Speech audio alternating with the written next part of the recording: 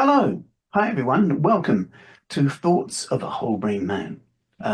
This introduction is just to explain what we're going to be doing here and how this came about. There's a couple of parts of it in its history. Um, One was that at the beginning of the COVID lockdown in the UK, a naturalist called Chris Packham was self-isolating with his stepdaughter at the time, who was also a naturalist. And they are presenters of a BBC television program called Spring Watch, which every year in the springtime has cameras in nest boxes and outside fox dens and badger sets. And as nature wakes up and birds create chicks and they hatch and fledge, you get to watch these on live cameras. And it's like a nature soap opera for about 3 weeks on live television. So, having realized that there's suddenly lots of children at home, isolated, cut off from their friends, they had an idea. They went on to, I think it was a YouTube festival, and for about half an hour, they did a spontaneous chat about their bird feeders and the birds on the bird feeders. Chris Packham, being a naturalist, has all sorts of oddities in his collection of things, and so he got out a skull and he described the skull. He put a penny near it to kind of show its size, and had a little competition. Can you name whose skull is this? The next day, it proved very, very popular. And by the end of the week, BBC technicians were getting involved because they're at home as well. And before too long, these things were running on multi-platform, 1 hour long, and they did more than 100 of them. They had guest speakers. It was fantastic. And I watched this and I thought, what can I do? Because a part of my studies and explorations in life is that I have a pagan background. I joined the witchcraft coven when I was 20 and spent a few years leaping over bonfires in the woods at night. But there was a lot of learning involved. So I have an esoteric background. I'm a practicing astrologer. I've been teaching astrology for 34 years. And once I began to do readings for people, I realized that this art has the capacity to reveal dynamics of a person's life. And of course, when you're looking at human lives, you're entering into a very broad rainbow of possibilities, quite literally, from Auschwitz to Olympus. So I quickly realized that I need some kind of training, some kind of therapeutic tool. And I'd experimented with self-hypnosis when I was 20. So I thought that would be the thing. So I looked at different hypnotherapy courses, couldn't find anything that kind of fitted completely.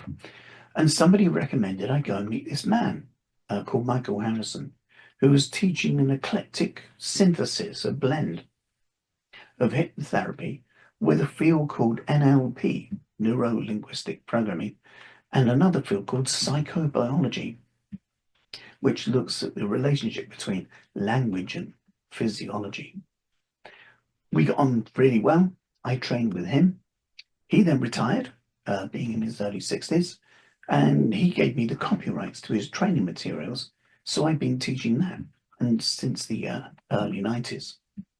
I was among the first 6 people to be awarded a Master of Arts degree in cultural astronomy and astrology in 2002, 2003.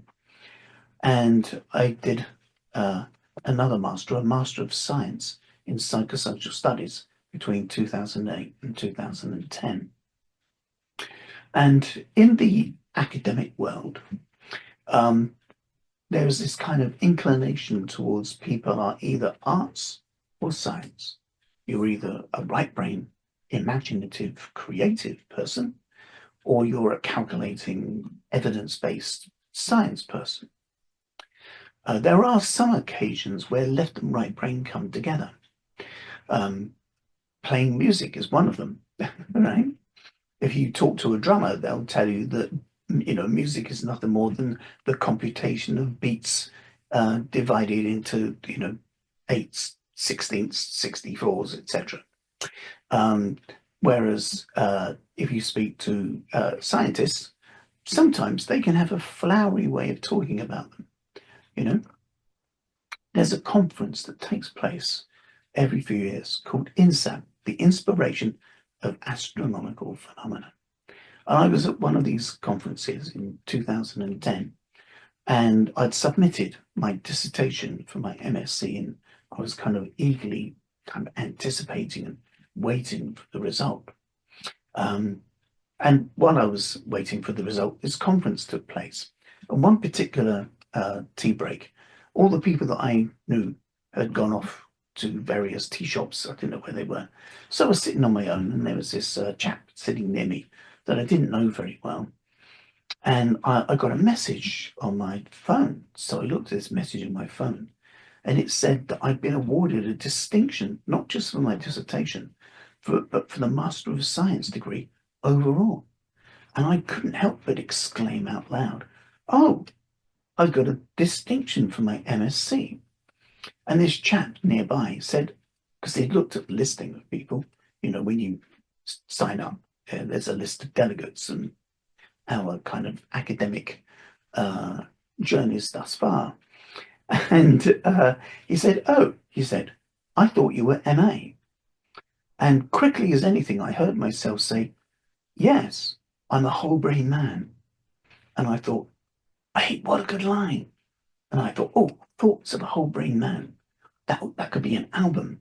It could be a blog. It could be, all sorts of things. I really like the idea. Thoughts of a Whole Brain Man. So I made a mental note of it. And I've been waiting all this time for there to be an emergent sort of vehicle for this. But back to that COVID thing, right? So having watched Chris Peckham and his stepdaughter Megan do incredible things to kind of comfort people and provide them with a sanctuary, a place to belong, So the world is doing this and that, but at this particular time of day, every day, very regularly, you can tune in and watch an otter or, see some birds kind of building a nest and things like this. So in my kind of thought of what can I do, over the years of reading and studying, both formally and informally, I've built up a bit of a library. I wouldn't say it's extensive by any means, but I've got quite a few books. And some of the things that I have on my bookshelves I thought would be very useful for people who were isolated. For example, some of the esoteric books I have describe astral projection, the ability to be able to lucidly have your sense of consciousness leave your body and pass through the physicality of walls and roofs and ceilings and connect with someone else's consciousness who's also passed through walls and doors and ceilings and share time in real time and remember it afterwards. One of my tutors, a very interesting man called Dr. Guy Saunders, he was a drummer as well, and occasionally he'd kind of talk in couplets. You could almost hear he'd go, "Well, and so da da da da da da da da da," and you just in your brain you could hear at the end. But he wrote a book after some research he did on kidnap victims who were deprived of light. So they're kept in attics or basements or boxes. And because they had no access to light, they had no access to time. So how did they cope? How did they find a way of being able to deal with a complete inability to know how long time was passing? So a very wide range of books on my shelves, from neuroscience to Spike Milligan poetry, astrology, all sorts of things. And so at 2 o'clock every day, I would switch on Facebook and just talk about some books and the ideas inside them. Sometimes I'd talk about just one single book on its own. At other times, I'd get 2 or 3 books and kind of present them as a pattern or a theme, and not necessarily a theme within a topic. So there might be a neuroscience book that I'm discussing alongside an astrology book, because there's a way of being able to relate the content of both of them together.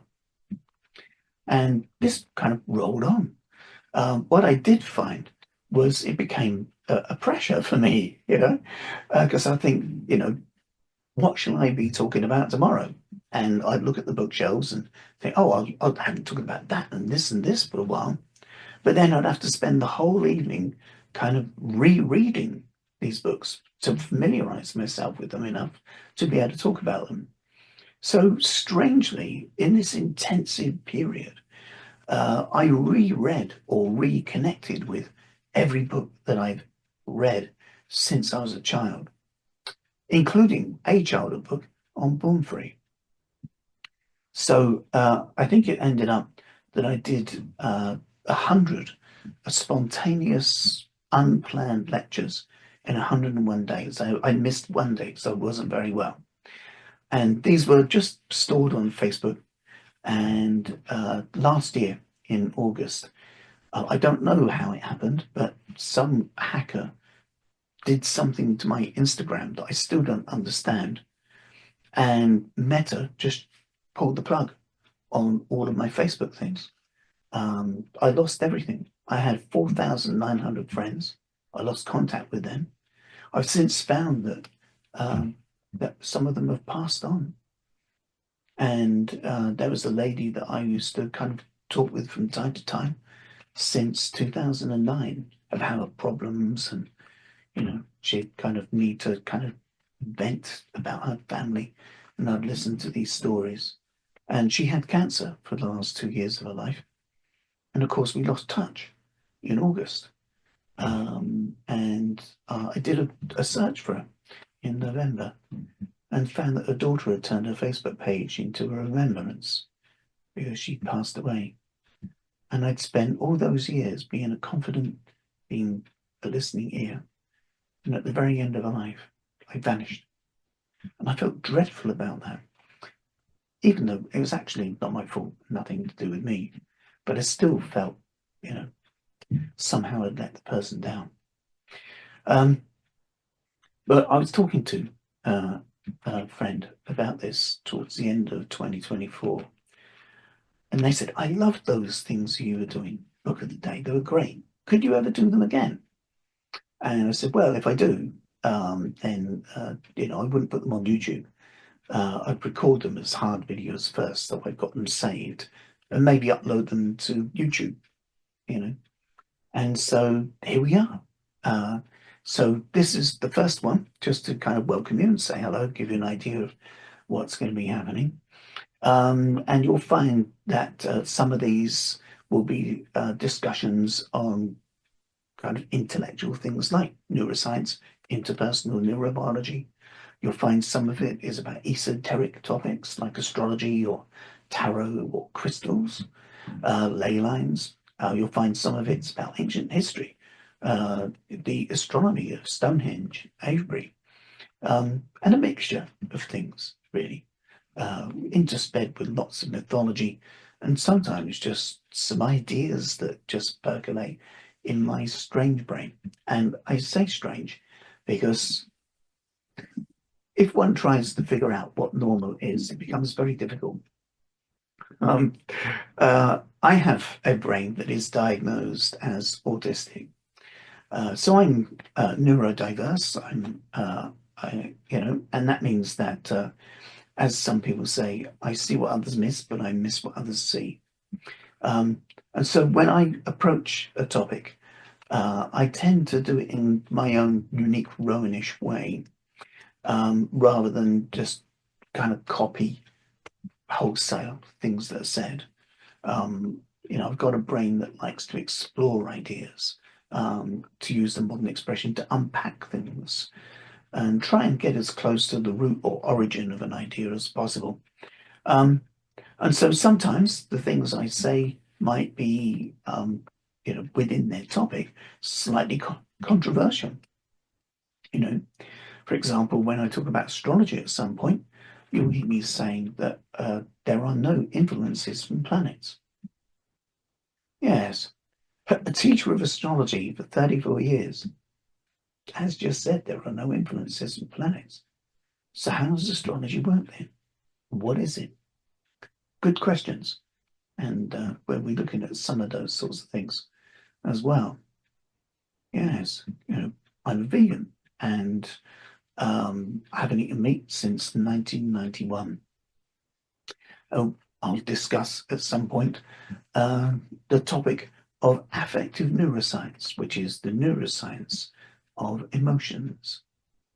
And you might find that there's something about the neurobiology of a human being that is shared by other mammals. Let's just rephrase that. There's something about the emotional dynamics of human experience that is shared by other mammals. I'm not talking about the conscious awareness, the cognitive ability to describe or articulate experience. That's a completely different thing to the feel of it. And there's something about the feeling that is, I guess, the byproduct of certain neural dynamics. And those neural dynamics and patterns and drives and chemistries are shared across the mammalian dynamic of life on Earth. So we've got a lot to discuss, a lot of things to talk about. I have no idea how many of these there are going to be. I have no idea how often or how long this is going to be. I won't be able to do them every day like I did during the lockdown because the world is rolling along and life is happening and I have to work, and breathe and sleep and eat and things like that. And I'm older a little bit, and so I have a lot of health things to consider as well. But I'll do my best to do maybe one a week if I can. There might be weeks where there's one or two. There might be weeks when there aren't any. It'll be relaxed. But if you look at this YouTube channel from time to time, you'll find that over a period of time it grows and there'll be quite a lot of things to look at. All right. So enough of this welcome and introduction. Yes, I'll let you go and let you look to the next thing. Yeah, there might be 2 or 3 things in the index already for you to just kind of take a look at. Okay. Thank you for sharing time here. Comments and things always welcome, but you don't have to. It's fine. Yes, I'll catch up hopefully sometime and maybe hear from you. Take care. Thank you. Bye.